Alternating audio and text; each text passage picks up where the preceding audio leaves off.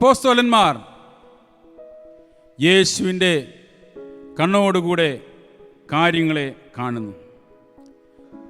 യേശുവാണ് യഥാർത്ഥ ധനം, യഥാർത്ഥ സമ്പത്ത്. മിഷൻ എന്ന് പറയുന്നത് സഭ പരസ്പരം തിരിച്ചറിയുന്നതിനും പരസ്പരം കൂട്ടായ്മ ആചരിക്കുന്നതിനുള്ള മേഖലയാണ്. അപ്പോസ്തോലിക് പാറ്റേൺ എന്ന് പറയുന്നത് പ്രാർത്ഥന സമയത്തെ വിശുദ്ധീകരിക്കുന്നു.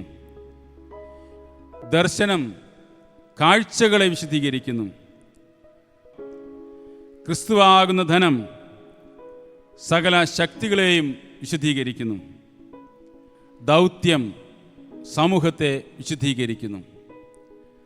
പ്രാർത്ഥനയിൽ നിന്ന് ആരംഭിച്ച് കർത്താവിൽ അടിസ്ഥാനപ്പെട്ട ജീവിതത്തോടെ